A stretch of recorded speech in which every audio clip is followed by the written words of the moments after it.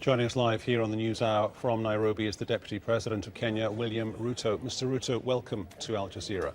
How can you and Uhuru Kenyatta possibly believe that this election was actually free and fair?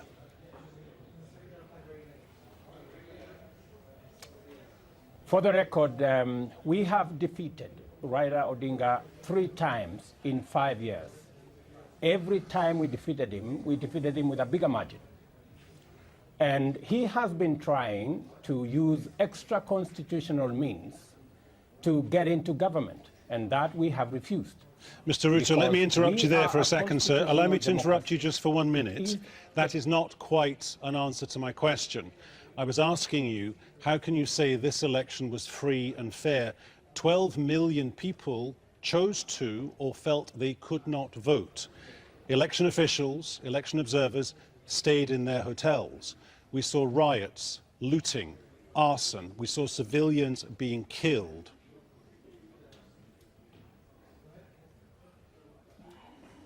For the record again, contrary to what you have said, on the 8th of August, 15 million, 78% of Kenyans stand up to vote. In this election, 40% of Kenyans have turned up to vote. It was the intention of the opposition that no Kenyan showed up to vote. To their dismay, 7.6 million Kenyans woke up early and went to vote. But even if all those people, had decided to vote, allow me to interrupt you again, sir. Even if all those people had decided to vote and they had gone to the polling booths, they could not have voted because election officials put in place by the Electoral Commission were not there. The materials to vote were not on location. I am talking to you, if you have the correct information about this location, of 7.6 million people who actually voted. I am not talking about those who did not manage to vote. There is 9% of Kenyans, about 1.8 million, who did not vote. And those people who did not vote, they didn't manage to vote because of violence. Violence that is sponsored by Mr. Odinga in his region. In fact, he organized militia that stopped citizens from accessing polling stations. He organized militia to stop IEBC officials, electoral material from getting to polling stations, except for 2 constituencies where election material got to the polling stations and citizens voted.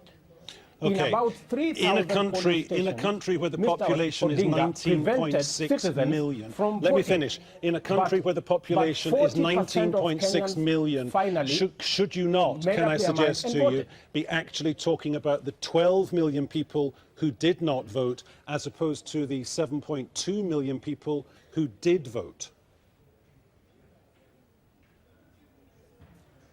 The correct statistic is when all the candidates were there on the 8th of August, 15 million Kenyans voted.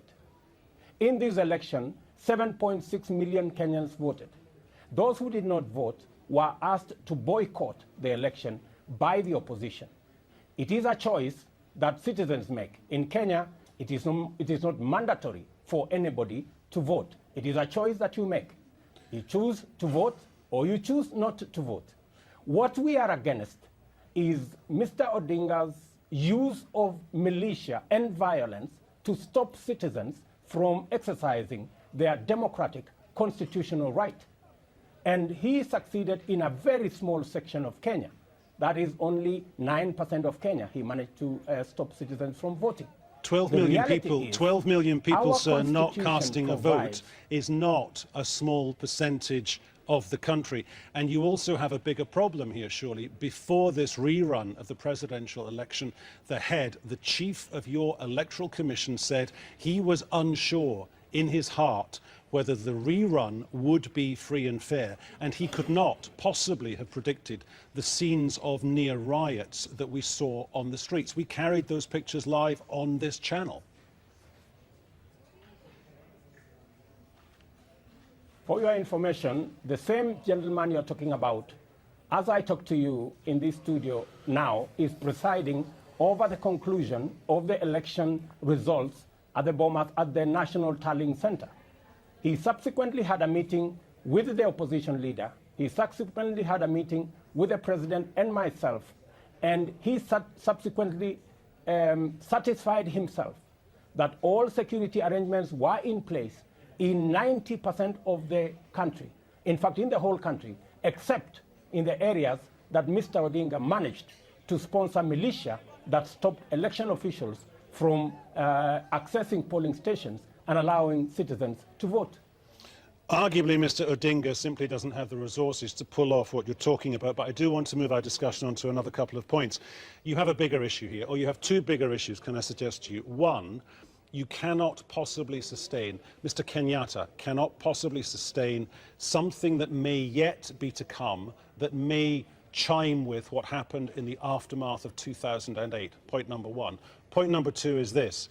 You have a bigger issue here, which is identity politics within Kenya. You have a sizable percentage of your population who feel disadvantaged. Why? Because they are disadvantaged, and no politician is getting to them. For your information, the Kenyan Constitution ensures, makes it mandatory for every part of Kenya to be included in the management of the affairs of the country. Our Constitution provides for a devolved system of government. It is no longer possible to marginalize any part of Kenya anymore. By Constitution, resources, decision-making gets to every corner of Kenya, every region of Kenya. It is no longer possible for anybody to say that any part of Kenya can be marginalized, number one.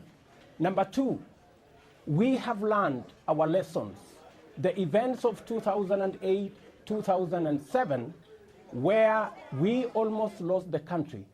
We are not fools. It is only fools who learn from their mistakes. The events of 2008, 2007, 2008 will never happen again in Kenya. Okay, one last point. You seem to basically be saying that Kenya and Kenyans have to lean into the discomfort of this. Arguably, that will never work, but we'll go with that as a central assumption. Off the back of that, we've got on tape Raila Odinga saying he is prepared to talk, presumably within a parameter of another election happening within 3 months, 90 days-ish. What is Mr. Kenyatta's central message to Raila Odinga? Will they come together and talk to each other, or negotiate through something like the Supreme Court again, or the Electoral Commission again? Our statement and our position to our friend Mr. Odinga is that Kenya is a constitutional democracy, and every imaginable situation has been provided for by the Constitution. Whatever he is alleging about an election, I don't know, in 90 days, he's nowhere in the Constitution. And no one person, however important they think they are, however popular they think they are, can change the provisions of the Constitution. Kenya is not the animal farm where there are some that are more equal than others. All of us, the president included, are subject to the Constitution. The Constitution provides that there will be a rerun within 60 days. That is what happened on the 26th, Thursday last week. And Kenya will move on from there. There will be no election in 90 days. There will be no discussion on matters to do with election. We will have dialogue with Mr. Odinga on other matters, not matters that have been settled by the people of Kenya in their supreme will in a ballot. We'll have to wait and see what those other matters might be. William Ruto, Deputy President of Kenya, many thanks. Thank you very much, my friend.